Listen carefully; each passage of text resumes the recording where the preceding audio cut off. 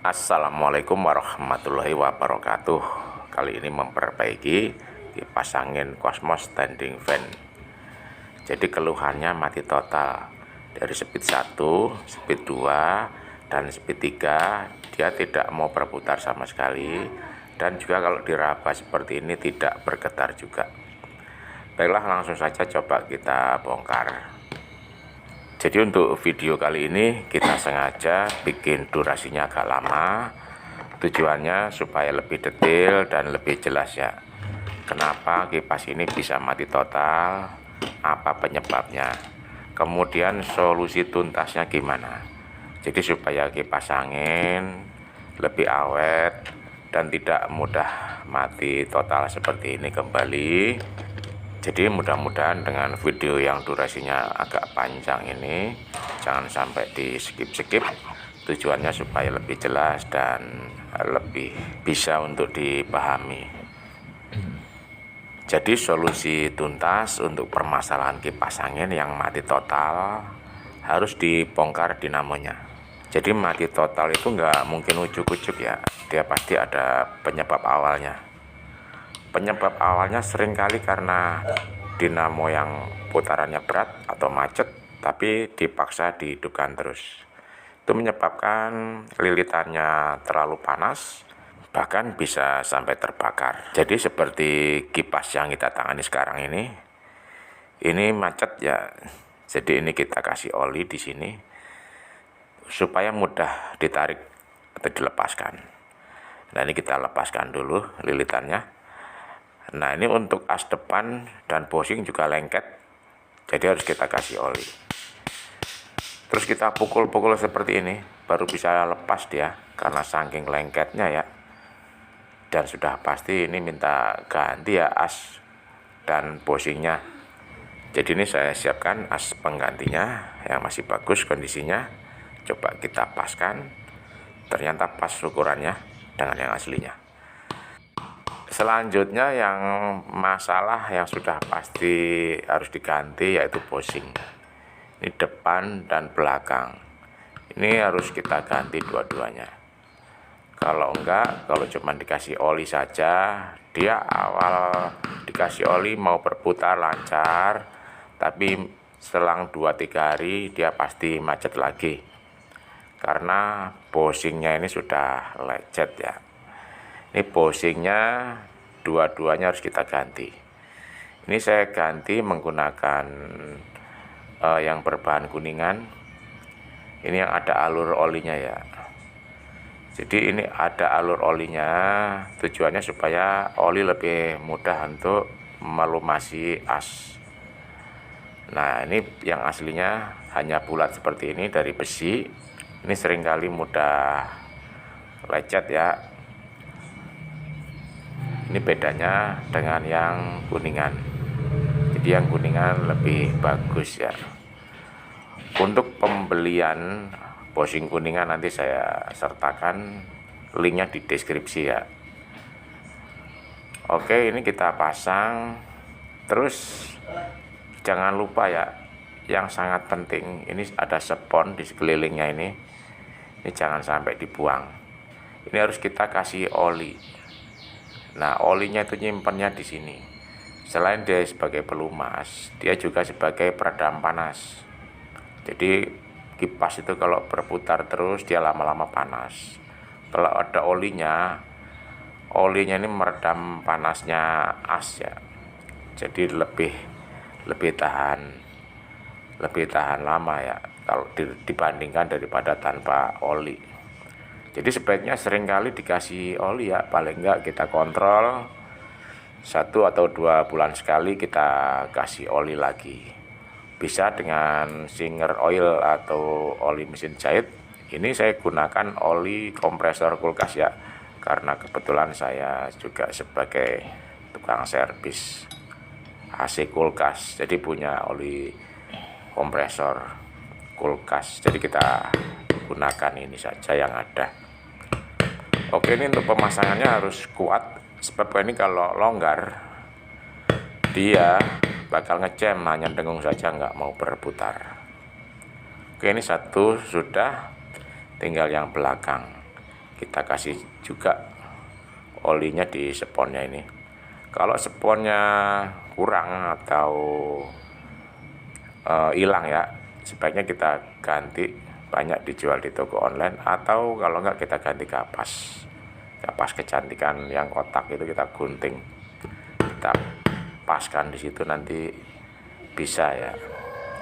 Untuk asnya ini kita kasih oli, terus kita lap supaya benar-benar bersih dan licin. Dan harus kita cek, kalau ada lecet sebaiknya jangan dipakai ya, pasti nanti tidak awet kalau ada yang lecet. Ini untuk pengganti, as penggantinya ringnya kurang ya, jadi kita tambahkan. Ini untuk maju mundurnya ya, biar enggak terlalu longgar. Oke, ini kita singkirkan dulu. Setelah kita rapikan, selanjutnya kita cek di bagian lilitan. Jadi di sini ada 3 buah kabel speed ya. Kalau kita perhatikan, ini ada high, ini medium, ini low atau lambat. Kecepatan paling kencang warna merah, kecepatan sedang warna pink, yang paling pelan abu-abu. Jadi ini harus kita ukur menggunakan ohm meter, harus terhubung dari ketiga kabel speed tersebut ya, harus kita ukur. Untuk speed paling kencang yaitu warna merah harus terhubung ke speed sedang. Kalau kita perhatikan angkanya 63 ohm. Nah, ini termasuk bagus ya, masih normal. Kemudian dari merah ke abu-abu, kalau kita perhatikan ada 93 ohm, 96 ohm ya. Oke, masih bagus ya, normal. Nah, ini normal. Terus harus kita ukur ke kabel biru ya. Nah, ini kabel biru, yaitu kabel netral dia itu. Nah, ini harus kita ukur, harus terhubung ya. Kalau kita ukur, coba kita ukur dari ketiga speed tersebut harus tersambung ke kabel biru. Tersambung atau terhubung melalui lilitan, tetapi ya enggak terhubung langsung.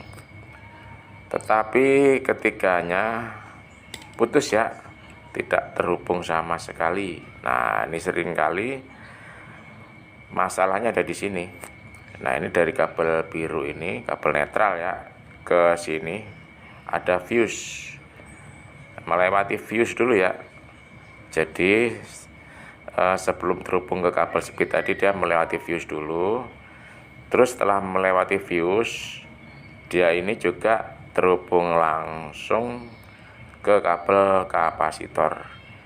Nah, ke kabel kapasitor. Nah, ini dia kabel kapasitor yang warnanya abu-abu. Nah, ini kabel kapasitornya. Warna abu-abu ini terhubung langsung ke kabel netral, tetapi melalui fuse ya. Jadi coba kita ukur fuse-nya, apakah dia masih bagus atau sudah putus. Jadi kalau kita ukur di sini ternyata fuse-nya putus ya, dia tidak terhubung. Jadi fuse-nya itu ada di sini ya. Ini dia bentuknya kotak seperti ini. Jadi termofuse ini ada 2 ukuran ya.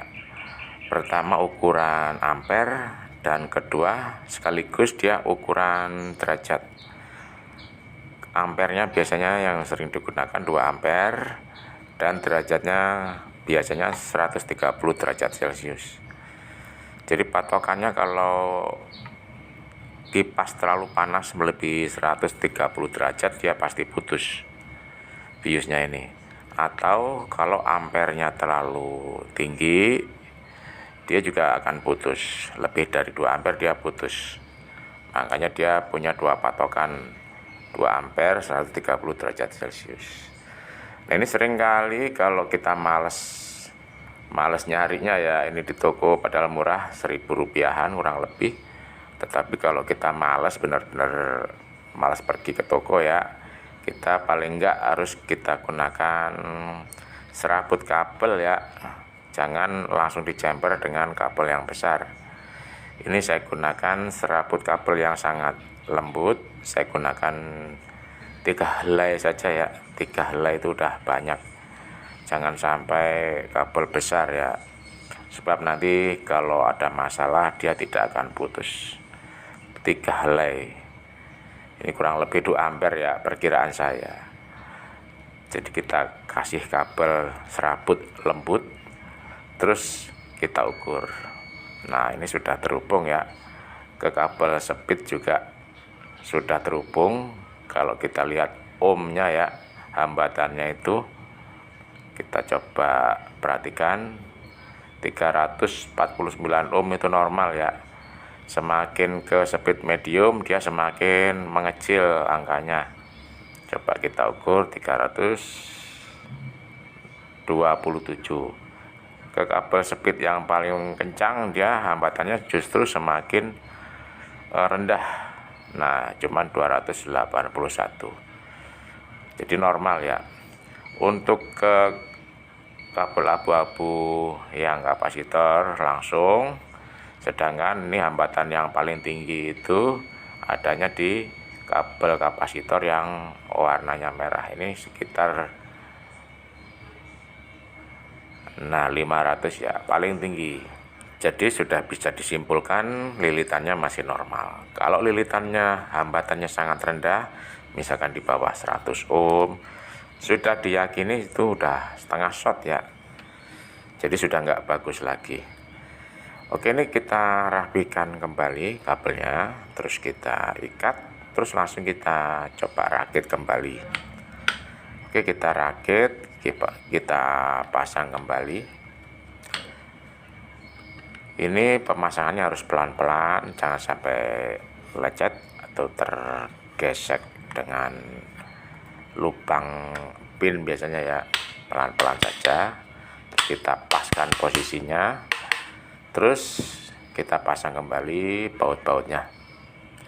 Nah, ini untuk maju mundurnya ini jangan sampai lebih dari setengah senti ya.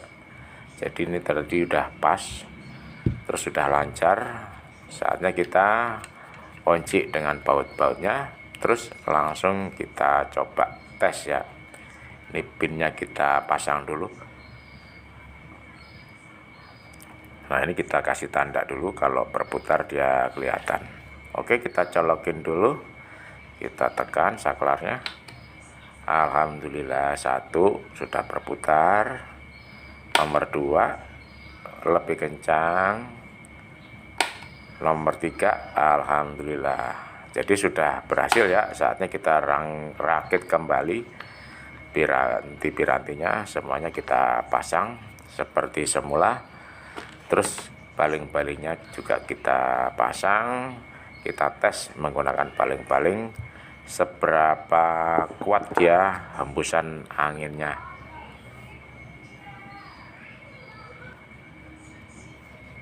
Oke, jangan lupa ini untuk tuas tengok-tengoknya, knopnya ya, kita pasang. Selanjutnya kita pasang ke tiangnya, terus kita coba hidupkan.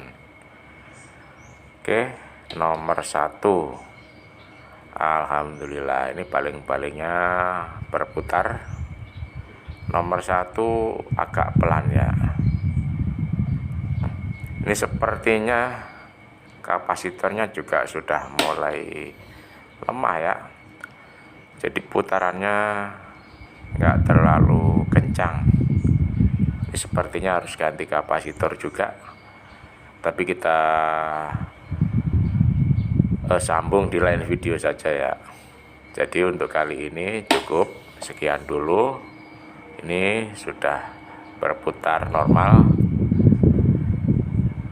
Jadi semoga penjelasan tadi gamblang terus bermanfaat. Cukup sekian dulu. Wassalamualaikum warahmatullahi wabarakatuh.